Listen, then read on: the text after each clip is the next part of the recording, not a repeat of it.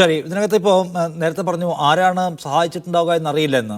ഇപ്പോൾ വലിയൊരു ആക്ഷേപം ഉയർന്നു വരുന്നത് ഗോവിന്ദച്ചാമിയെ പോലെ ഇത്തരം ഒരു കൊടിയ കുറ്റവാളിയെ ശരിയായ സുരക്ഷാ സംവിധാനങ്ങളൊന്നും ഇല്ലാതെ പാർപ്പിച്ചതാണോ, അതോ ഇനിയിപ്പോൾ അദ്ദേഹം രക്ഷപ്പെടട്ടെ എന്നാരെങ്കിലും വിചാരിച്ചതാണോ എന്നൊക്കെയുള്ള പല ആക്ഷേപങ്ങളുണ്ട്. അപ്പോൾ ഇത് നമ്മുടെ ഈ ജയിൽ സംവിധാനത്തിനാകെ വലിയ വീഴ്ച പറ്റി, അല്ലെങ്കിൽ ജയിൽ ഉദ്യോഗസ്ഥർക്ക് വലിയ തെറ്റുകൾ പറ്റി എന്നാണോ കാണുന്നത് സുമതി?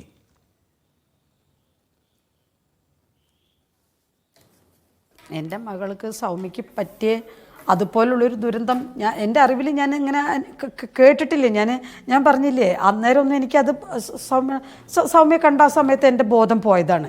പിന്നെ ആ ബോധം ശരിയായി വന്നപ്പോഴത്തേനും കുറച്ച് കാലം പിടിച്ചു. ആൾക്കാരുടെ എല്ലാ കാര്യങ്ങളും ചെയ്യുന്നുണ്ടെന്നെങ്കിലും എൻ്റെ ബോധം മൈൻഡ് ശരിയല്ലായിരുന്നു. അത് ശരിയായി വന്നപ്പോഴത്തേനും ഒരുപാട് കാലം പിടിച്ചു. ഇതാ ഇപ്പം ഞാൻ കുറച്ചൊരു 2017 അങ്ങോട്ടൊക്കെയാണ് തോന്നുന്നുണ്ട്. 2017 ഇങ്ങനെ കൈരളിലൊരു പരിപാടി ഉണ്ടായിരുന്നു. അതിന് ചെന്നപ്പോഴാണ് സത്യത്തിൽ പറഞ്ഞിട്ടുണ്ടെങ്കിൽ ഈ എൻ്റെ കുട്ടിയുടെ വായയിലെ പല്ലുകൾ പോയ കാര്യങ്ങളും ഇങ്ങനെയെല്ലാം ആണെന്നല്ല ഞാൻ അറിയണത്. അപ്പം ഇതിന് മേലെ എൻ്റെ മകൾ അനുഭവിക്കാൻ ബാക്കിയുള്ളത് ഒന്നും അനുഭവിക്കാൻ ബാക്കിയില്ല. അത്രയേറെ ദുരിതങ്ങൾ അവൾ അനുഭവിച്ചിട്ടാണ് അവളെ ജീവൻ പോയത്. അപ്പം അത്രയും ഇത് പോയി കഴിഞ്ഞ ആ ഒരു കുട്ടീനെ ഇവനിങ്ങനെ ചെയ്തിട്ട് ഇവന് വേണ്ടി കീഴ്ക്കാടുന്നും ഹൈക്കോടതി നിന്നെല്ലാം തൂക്കുകയറി വെച്ച് പിന്നെ അത് സുപ്രീം കോടതി പോയപ്പോഴാണ് അതിങ്ങനെയെല്ലാം ആയിപ്പോയത്. പക്ഷേ എങ്കിലും ഞാൻ മുഖ്യമന്ത്രിയെ കണ്ടു, ഇപ്പോഴത്തെ മുഖ്യമന്ത്രിയെ കണ്ടു, അതിൻ്റെ കാര്യങ്ങളെല്ലാം ഞാൻ ചെയ്തിട്ടാണ് മുഖ്യമന്ത്രി ഒരു കാലത്തും പുറലോകം കാണാത്ത രീതിയിൽ അവനാക്കി വെച്ചത്.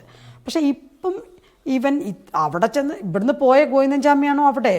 അല്ല, അവനെ തന്നെ എനിക്കേ മനസ്സിലായില്ല. ഞാൻ ഈ ഈ ചാനലുകാർ കുട്ടികൾ കാണിച്ചു തരുമ്പോൾ ഞാൻ ചോദിക്കും, ഇത് അവനെ ആണോ എന്ന് ഞാൻ ചോദിക്കുകയാണ്. കാരണം നമുക്ക് മനസ്സിലാവുന്നില്ല അവനെ. അത്രയും തിന്ന് കൊഴുക്കാൻ വേണ്ടിയിട്ടാണ് ഈ ജയിലിനുള്ളിൽ പോയി കിടക്കണത്.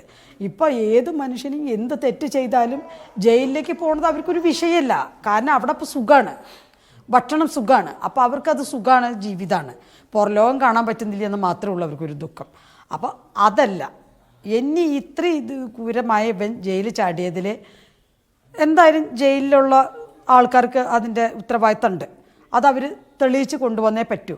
എന്ത് കാരണം കൊണ്ട്, ആരാണ്, അത് എന്തായാലും അത് കൊണ്ടുവരണം. അത് നിർബന്ധമുള്ള കാര്യങ്ങളാണ്. അതറിയാൻ എനിക്കും താല്പര്യമുണ്ട്. ഇവനെങ്ങനെ ഇതിനെ സപ്പോർട്ട് ചെയ്തതെന്നുള്ളത് എനിക്കറിയാം.